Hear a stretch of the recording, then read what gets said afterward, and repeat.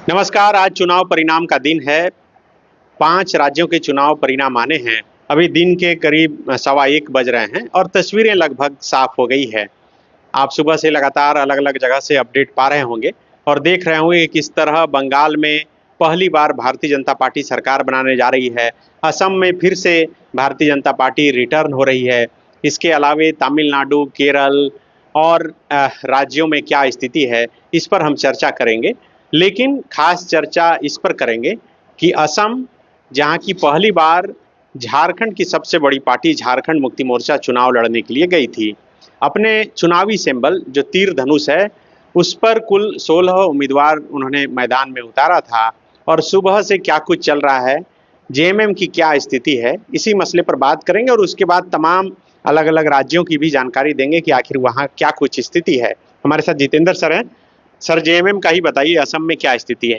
जैसा कि आप ने बताया कि जेएमएम ने वहाँ 21 उम्मीदवारों को उतारा था। बाद में कुछ के नामांकन रद्द हो गए और 16 प्रत्याशी जेएमएम के तीरधनुष चुनाव चिन्ह पर मैदान में डटे रहे। आज जो मतगणना हो रही है उसमें अभी जो वर्तमान स्थिति है उसमें 3 सीटों पर जेएमएम दूसरे पोजीशन पर है। एक दिग्बोई की सीट है, वहाँ भाजपा प्रत्याशी सुरेन फूकन जो है सो बढ़त बनाए हुए हैं और दूसरे नंबर पर झामुमो के भरत नायक हैं जो लगभग 20,000 मतों से पीछे हैं। उसी तरह गोसाई गांव में भाजपा प्रत्याशी साभाराम बासुमैत्री बढ़त बनाए हुए हैं और जेएमएम प्रत्याशी फ्रेडरिक हांसदा लगभग 2,000 मतों से पीछे हैं। और एक तीसरी सीट जो है वो है मजबत की सीट है, वहाँ बोडोलैंड पीपुल्स पार्टी के चरण बोड़ो लीड कर रहे हैं और जेएमएम की प्रीति बारला लगभग 48,000 मतों से पीछे है। तो कुल मिला के ये तो तीसरे राउंड के बाद पहले नंबर पर ये चल रही थी। हाँ, तो अभी पीछे भी बहुत से हो गई है, 48,000 मतों से लगभग पीछे हो। अब आगे होना मुश्किल लग रहा है। मुश्किल है। एक ही सीट गोसाई गांव की सीट जो दिख रहा है जहां पर जेएमएम प्रत्याशी 2,000 मतों से पीछे है। अब वहां कोई अप्रत्याशित उलटफेर हुआ तो जेएमएम को थोड़ा वहां संभावना दिख रही है, अन्यथा कहीं अभी जेएमएम जीत की स्थिति में नहीं दिखाई पड़ रहा है। तो बिल्कुल देखिए, असम की ये स्थिति है जैसा कि सर बता रहे हैं और भारतीय जनता पार्टी जो रुझान है उसके अनुसार करीब 98 से अधिक सीटों पर बढ़त बनाई हुई है। कांग्रेस 26 सीटों पर असम में जो है बढ़त बनाए हुए हैं। वहीं असम पश्चिम बंगाल की बात करें तो भारतीय जनता पार्टी 194 सीटों पर बढ़त बनाए हुए है, टीएमसी 94 और इसके अलावे कांग्रेस 0 पर, मतलब कांग्रेस के एक भी उम्मीदवार किसी भी सीट पर बढ़त नहीं बनाए हुए हैं। जबकि झारखंड से कई स्टार प्रचारक बनकर नेता जो है वो बंगाल गए थे चुनाव प्रचार करने के लिए, कई मंत्री भी शामिल थे उसमें।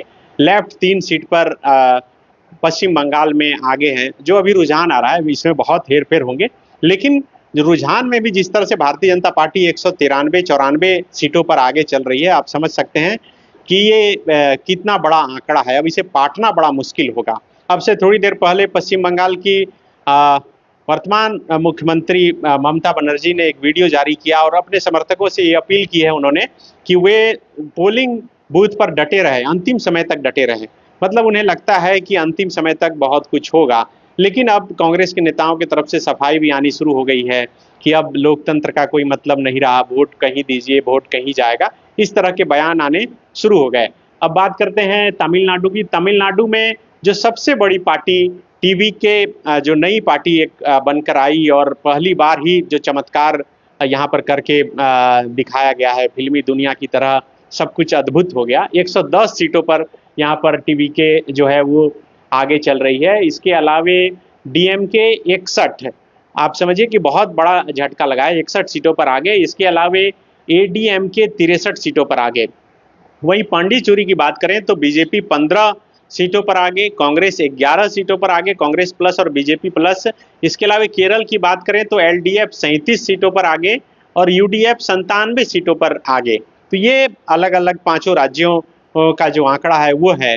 तो आप समझ सकते हैं कि आखिर क्या कुछ स्थिति है। एक और इंटरेस्टिंग जो झारखंड के दर्शक ये जानना चाहेंगे कि पश्चिम बंगाल में झारखंड कि जो एक नई पार्टी थी JLKM, झारखंड लोकतांत्रिक क्रांतिकारी मोर्चा, जयराम महतो की पार्टी, वो भी चुनाव लड़ रही थी। लेकिन वहां भी स्थिति जो है वो ठीक नहीं दिख रही है। मतलब कई जगह तो ये स्थिति है कि नोटा के आसपास वोट आ रहा है। हाँ, वही स्थिति है। मतलब जेल के वहाँ कोई अपना प्रभाव नहीं डाल पाया है, और जो इलेक्शन कमीशन का जो रिजल्ट आ रहा है उसको अलग से JLKM को दिखा भी नहीं रहा है जो उनके प्रत्याशी को कितने मत अभी फिलहाल मिल रहे हैं। वो जब अंतिम नतीजा आएगा तो JLKM के बारे में स्पष्ट रूप से जानकारी मिलेगी, लेकिन JLKM कहीं भी दूसरे या तीसरे नंबर पर कहीं नहीं दिखाई पड़ रहा है। तो बिल्कुल JLKM कहीं नहीं दिख रहा है और भारतीय जनता पार्टी को पश्चिम बंगाल में प्रचंड बहुमत मिलती हुई दिख रही है। माना यही जाता है कि 12-1 बजे के बाद जो तस्वीरें रहती है वो बदलती नहीं है, और तस्वीरें अभी यही कर रही है कि 193-94 सीटों पर भारतीय जनता पार्टी के उम्मीदवार आगे चल रहे हैं। भवानीपुर सीट जहां से ममता बनर्जी खुद उम्मीदवार हैं, वो भी आगे पीछे लगातार हो रही हैं, और शुभेंदु अधिकारी जो है वो दोनों सीट पर बढ़त बनाते हुए भी दिख रहे हैं। तो ये लगातार अपडेट आ रहा है, अब नेताओं के बयान आने शुरू हो गए हैं। प्रधानमंत्री नरेंद्र मोदी झारग्राम, जहां पर उन्होंने झालमुड़ी खाई थी, वहां से जो भारतीय जनता पार्टी के उम्मीदवार हैं वो भी आगे चल रहे हैं। मतलब आप समझिए कि 194, 95, 293 सीट में लगभग 200 सीटों पर अगर बीजेपी के उम्मीदवार आगे चल रहे हैं, तो ज़्यादातर ऐसी सीटें हैं जहां भारतीय जनता पार्टी के उम्मीदवार जीतते हुए दिख रहे हैं। तो ये एक बड़ा संदेश, बंगाल ने भी एक बड़ा संदेश दिया है। और हम देख रहे थे सोशल मीडिया पर यह चर्चा है कि बंगाल की खाड़ी में जो तूफान उठा है उसका असर क्या झारखंड राज्य पर भी पड़ेगा? तो पड़ेगा ही। राजनीति का असर ऐसे भी लगभग हर प्रदेश पर पड़ता है, लेकिन झारखंड पर इसलिए पड़ेगा कि आप देखे होंगे कि मुख्यमंत्री हेमंत सोरेन वहां जाकर TMC के पक्ष में जो कई चुनावी सभाएं मतलब की। एक झटका लगा उनको वहाँ। हाँ, निश्चित रूप से हम जिसके पक्ष में चुनाव प्रचार कर रहे हैं, अगर वो हार जा रहा है, पहली बार गए और हार गए, मतलब जिसके पक्ष में प्रचार कर रहे हैं वो हार गया, इसका मतलब हम भी हार रहे हैं। उसका तो इफेक्ट है ही। और मुख्यमंत्री फिलहाल दिल्ली में है, कल दिल्ली गए हैं। चुनाव परिणाम दिल्ली क्यों गए हैं, इसको लेकर भी बहुत चर्चा है। नहीं, ऐसे उन्होंने कहा है कि राष्ट्रपति और प्रधानमंत्री से मिलकर वो सरना धर्म कोड का जो मामला है वो जनगणना में शामिल कराने की मांग करेंगे। लेकिन अनऑफिशियली जो राजनीति के गलियारे में चर्चा है कि उनकी अगर प्रधानमंत्री और अमित शाह इन लोगों से कहीं बातचीत होगी तो कहीं ना कहीं कोई एक राजनीतिक खिचड़ी पकने की उम्मीद की जा रही है। हालांकि इतनी बार ये खिचड़ी पक चुकी है जो लोग इसे कहते हैं कि अरे इसमें अब कोई टेस्ट, जब तक नहीं हो इस पर चर्चा करना बेकार है। लेकिन फिलहाल जो 5 राज्यों से जो तस्वीरें निकलकर सामने आई, खास करके असम और बंगाल जिस पर सबकी नज़र थी, निगाहें बनी हुई थी, तो उसका तो एक माना जा रहा था शुरू से कि इस चुनाव परिणाम के बाद एक इम्पैक्ट पड़ेगा। उससे पहले बिहार पहले ही परिणाम दे चुका है।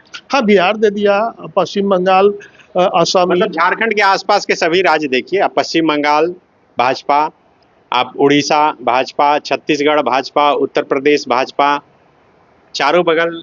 बिल्कुल। और ये चुनाव परिणाम JMM से कहीं अधिक कांग्रेस को सेटबैक दे रहा है। कांग्रेस को अब सोचने की जरूरत है, और कांग्रेस पर ज़्यादा असर पड़ेगा झारखंड में, जैसा कि हम समझ पा रहे हैं कि कांग्रेस को अपने सर्वाइवल के लिए कोई भी स्टेप लेने से उसके जो सहयोगियों के सहारे जो कांग्रेस चलती रही है, तो उसको उस सहारे को तोड़ना या बनाए रखना, दोनों में अब सांप छुछुंदर वाली स्थिति कांग्रेस की दिखाई पड़ रही है, और कांग्रेस ज़्यादा प्रभावित होगी। और कांग्रेस के प्रभावित होने से यहाँ क्या झारखंड की राजनीति पर असर पड़ेगा, ये देखने वाली बात है। बिल्कुल, अभी मैं एक अपडेट देख रहा था कि भवानीपुर सीट से करीब 17,000 वोटों से ममता बनर्जी जो है वो आगे चल रही हैं। शुरू में खबर ये आई कि वो कई बार पीछे चल रही हैं, लेकिन अभी जो खबर चल रही है वो आगे चल रही हैं। तो पश्चिम बंगाल से ये खबर निकलकर सामने आई, और पश्चिम बंगाल में क्या कुछ हुआ आप सब ने देखा। पहले SIR हुआ, SIR में करीब 90 लाख वोटरों का नाम कटा, और उसके बाद 3 लाख से अधिक सेना को उतारा गया, और उसके बाद वहाँ चुनाव शांतिपूर्ण संपन्न हुए। लेकिन उससे पहले जब कभी भी वहाँ चुनाव हुए, चुनाव में कहीं ना कहीं हिंसा की घटना सामने आई, हिंसा की खबर निकलकर सामने आई। इस बार उस हिसाब से थोड़ा लगा कि शांतिपूर्ण चुनाव। हाँ, अर्धसैनिक बलों की तैनाती थी और पिछले चुनाव में एक बीजेपी के लिए एक मैसेज गया था कि चुनाव के बाद बीजेपी के नेता अपने अपने घर और अपने अपने पार्टी के दफ्तर तक सीमित हो गए थे और जो कार्यकर्ता और मतदाता बीजेपी के लिए वोट किए थे उन लोगों को टीएमसी कार्यकर्ताओं और नेताओं से भारी मतलब मारपीट हुई थी, उनको प्रताड़ित किया गया था। तो इस बार बीजेपी ने शुरू से भी ये केंद्र सरकार ने कहा कि चुनाव के बाद भी अर्धसैनिक बल वहाँ तैनात रहेंगे, तो कहीं ना कहीं अंदर से एक कॉन्फिडेंस जगा मतदाताओं में और उसका परिणाम यहाँ दिख रहा है। तो बिल्कुल अभी कई दौरों की गिनती बाकी है, करीब 20 राउंड की गिनती होनी है। तो अभी तो एक ही बज रहा है, 1 डेढ़ बज रहा है और उसके बाद अभी क्या कुछ होगा। लेकिन माना यही जाता है कि 12-1 बजे के बाद तस्वीरें पिक्चर जो है वो क्लियर हो जाती है और यही वजह की तय हो गया है कि प्रधानमंत्री नरेंद्र मोदी शाम को बीजेपी दफ्तर जाएंगे और बीजेपी दफ्तर जाएंगे और उसके बाद वो भाषण में क्या कुछ बोलते हैं, क्योंकि पश्चिम बंगाल में बहुत समय प्रधानमंत्री नरेंद्र मोदी और अमित शाह जो करीब लगातार 17 दिनों तक बंगाल में मौजूद रहे और बहुत बारीकी से नज़दीक से उन्होंने पूरे चुनाव को हैंडल किया, टैकल किया और उसके बाद ये परिणाम आया है। तो अभी चुनाव में क्या कुछ और अपडेट आएंगे, आगे हम इस पर बात करेंगे। फिलहाल के लिए इतना ही, शुक्रिया।